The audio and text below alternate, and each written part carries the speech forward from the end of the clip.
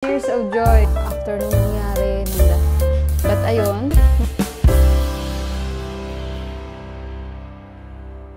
Hello guys! Magandang hapon. Si Deepak is crying. Tears of joy guys. Tears of joy. Because he got something. iPhone 17 guys. So ayan, magluluto siya ngayon ng on air. Means what? Means new iPhone.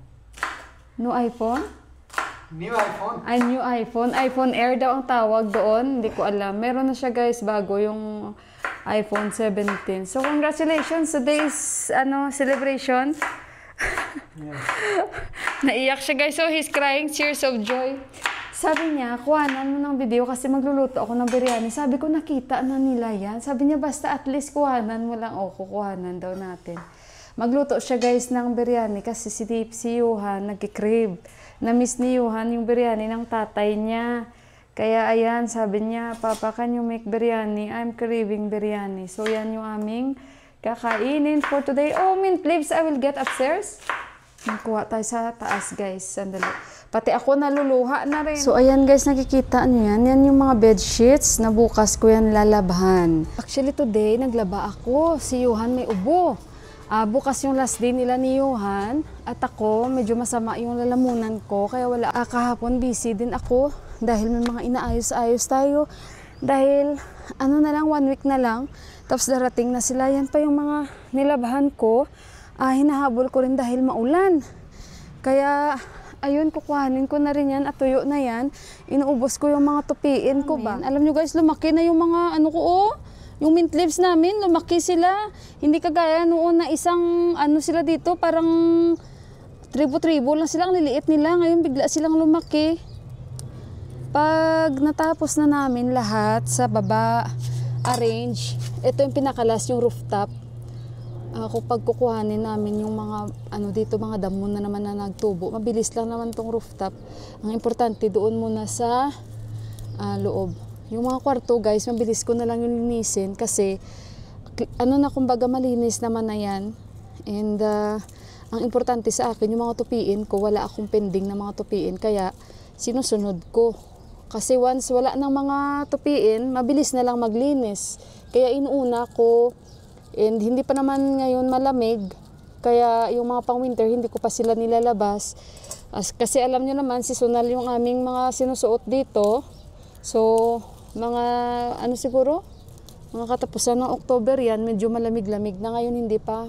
Ngayon masyadong maulan na naman dito. Kung maalala nyo last year na vlog ko, grabe mga baha dito, di ba? Mga landslide. So ayun, sobrang pagbaha dito ngayon, ganyan na. Kasi wala nang tigil ang ulan, lalo pag pag gabi, talagang malakas ang ulan guys. Kaya puro na lahat ang balita naman landslide, sarado yung mga daan.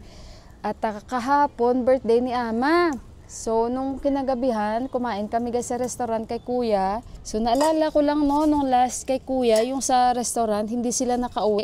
Dahil sarado ang mga daan, gawa nga ng mga landslide. So, after ng mga nangyari dito, is gano'n naman ngayon yung problema, yung mga landslide. Sana pag magdasay, hindi na ba uulan ng grabe? Kasi hindi maganda sa kanilang dasay na na masyadong maulan. Ito na yung mint leaves natin, medyo marami-rami din siya. Luto tayo dahil ang bata ay nakikrib. Maayawan ba yan ng tatay niya? At saka matagal din kami hindi nakakain. So tara guys, baba na naman tayo. Ngayon okay, maaraw, pero mamaya gloomy na yan. Gloomy na naman yan mamaya-maya. Kasi may mga part na yan, maitim, di ba? Tapos basta gloomy na everyday sa amin. Kaya hinahabol ko rin yung pag may araw, laba agad ako. Wala na ako masyadong labahin. Parang maliit na lang na balde. Kasi hindi rin naman maiwasan na hindi tayo guys, maglalaba. Tingnan nyo dito sa harapan namin, mabilis na yung matapos. Kaso lang maputik na naman. Yan yung gagawin na ganyan, parang bahay na mga maliliit. Siguro nagmamadali yan sila para sa sa dasay matapos. Kasi nga lahat yan sila dito halos. Pag dasay, wala yan dito. Umuwi sila sa village nila. Doon yan sila nagdadasay. Umuwi sila ng mga village nila. And this time, si Mandira, Indira, and Auntie dito sila magdadasay. And pwede silang magpatika ni Kanchi, Mandira, Indira, and si Auntie lang yung hindi. Yun nga sabi ko sa inyo, Bombot, parang may pusa, ano guys, nagkanta, baka ma-CPR tayo. Sandali mo na guys. So ito na guys, oh, kadami-dami ng mga sibuyas ni Deepak. Pakita ko sa inyo. Oh, ang dami-daming sibuyas. Oh, kadami-dami. Diba? Ilan kaya yan? How many onions? 6 daw yan.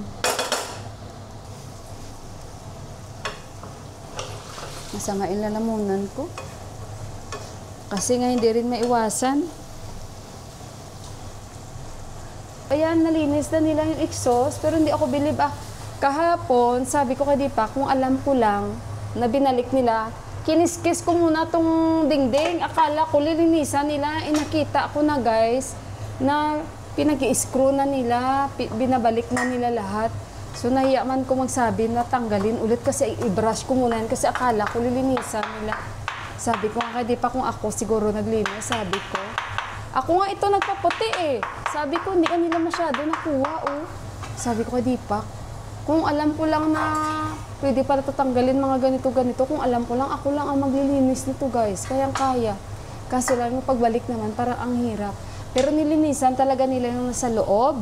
Kiniskis din nila talaga. May ginamit sila na parang puti na powder eh.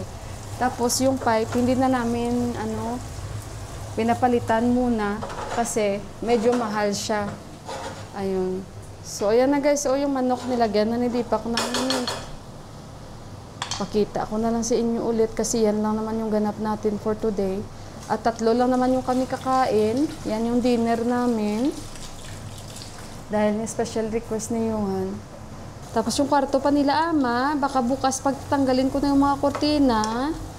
And yung sa, sa brother-in-law ko na lang na cabinet kasi meron tayong mga damit doon na pinaglalagay.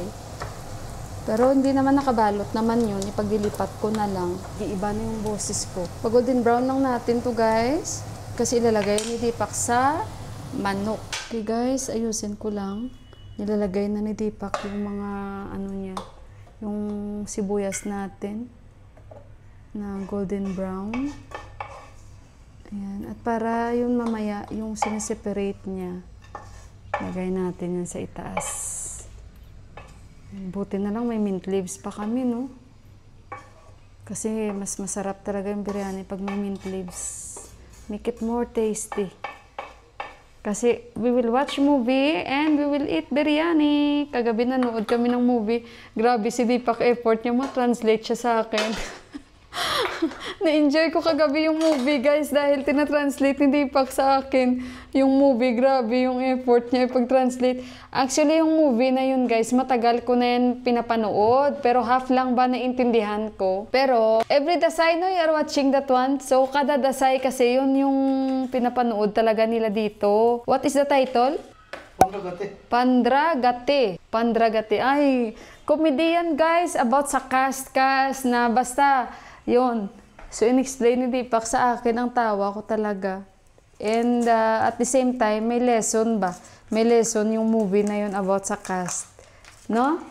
It has, parang brings, also lesson guys sa mga masyadong sarado ang utak at nagbe-base sila lagi sa mga cast. So, ayan. So, nilalagyan ni Deepak ng biryani. Biryani masala. Nakita nyo na yan guys, pero baka lang sa mga bago kung followers hindi pa nakakita. So, ganyan yung, that is yellow powder. And this is meat masala. This is salt? Pepper, little pepper. Yan. Bili ako mga strepsils kasi yung lalamunan ko parang ito rin yung naramdaman niya yung we did not buy the yogurt, man. Wala, nakalimutan yung yogurt. Okay guys, nilagyan na ni Deepak ng yogurt. Mamarinate niya lang yan. Alam nyo, again, pag magbibiryani kayo, mas masarap marinate nyo 24 hours. We have coriander there. You not put? Not need here. Later. So, malinis na yung kamay ni Deepak sa mga masiselan dyan. Ayan. Hindi na kailangan ng gloves.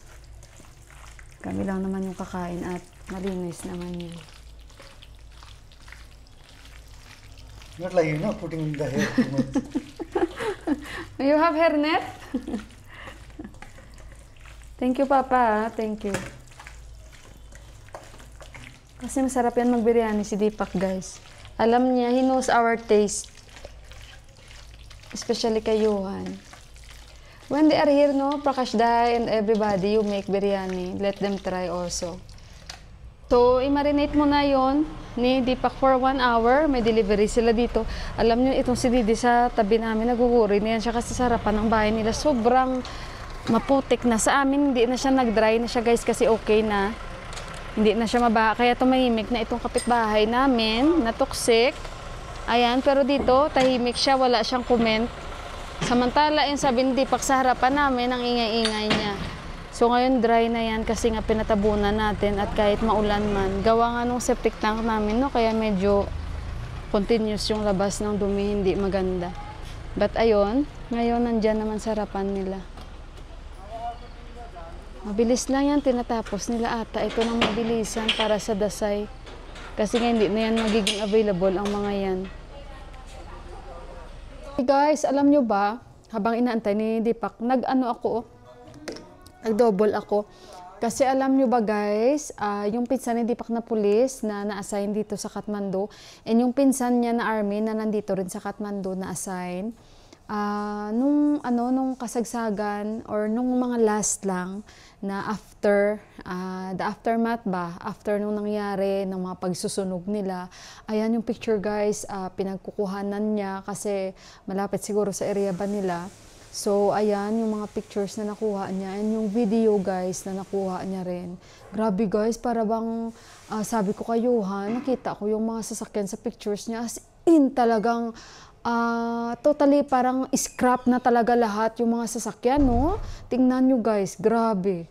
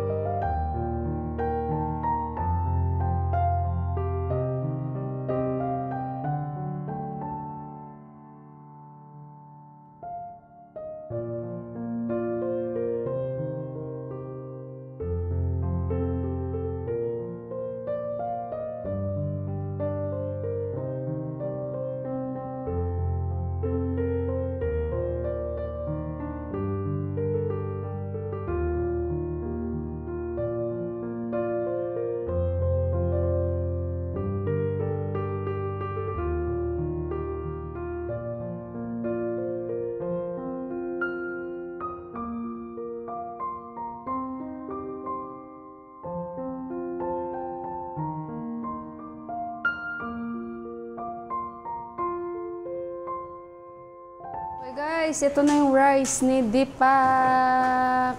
At alam nyo ba, lumabas pa kami ni Johan kasi nga, yung star anise ba, kaso lang wala sila. So, ayun, we have ghee. Lumabas nga kami ni Johan para bumili doon. After nyo mapanood yung video, kaya hindi na ako nakapagkwento sa inyo. Dahil nga mas masarap pag may star anise, dagdag panlasa ba at yung aroma mabango. So, ayun guys, ayun. Nag-take na pala video. Very strict ba? Kuha tayo ng video.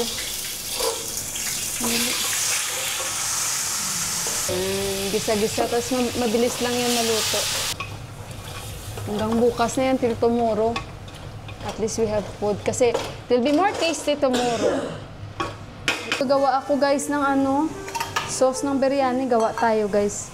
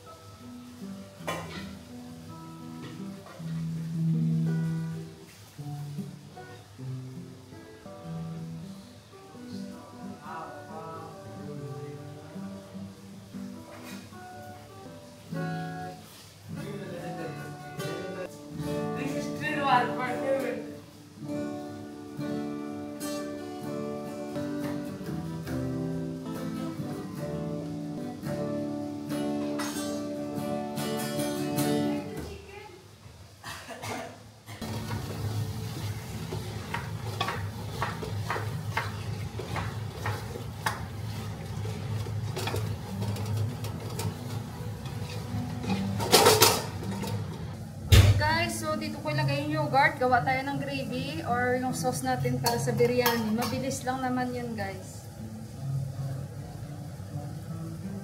Cheers. Pahin ko lang ito. Mag-iwan lang ako konti.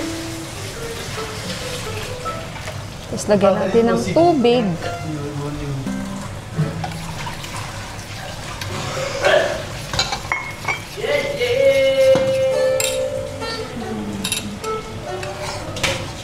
Kung may carrots kayo, pwede nyo rin lagyan.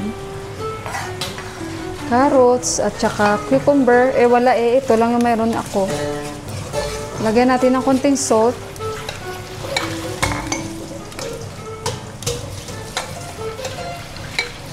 And cucumber. Cucumber, coriander. And the salt also you have to put. Yeah, salt also. Ayan, sarap oh. I'll put pepper. Ha? Pepper? No need?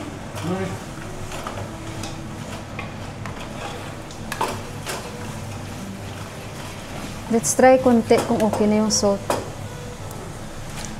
Okay na yan. Finish. May gravy na tayo guys. Ayan. Ilalagay na ni Deepak ang rice. Tapos ilang minuto lang, luto na yan. Ito ba gustong-gusto namin gamitin? Meron naman kaming maayos na pothole. Ang sarap niyan guys. Lagay natin yung golden brown na mga sibuyas. At saka yung mga dahon-dahon. Mint leaves tsaka coriander. Tsaka yung rice.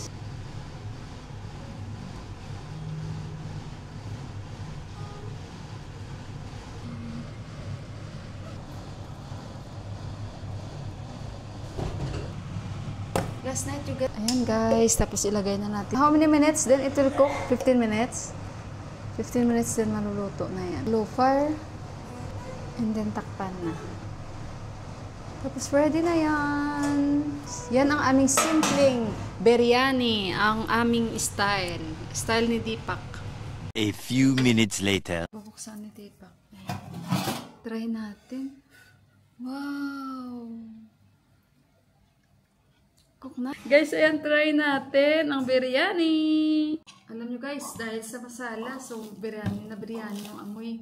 At saka, syempre, try natin tong gravy. Actually, gutom na rin ako guys. Kaso lang, kailangan ko tapusin muna itong vlog ko. Try lang po guys.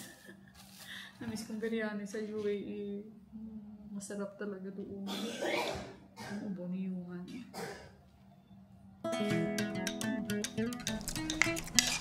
Siyempre, masarap.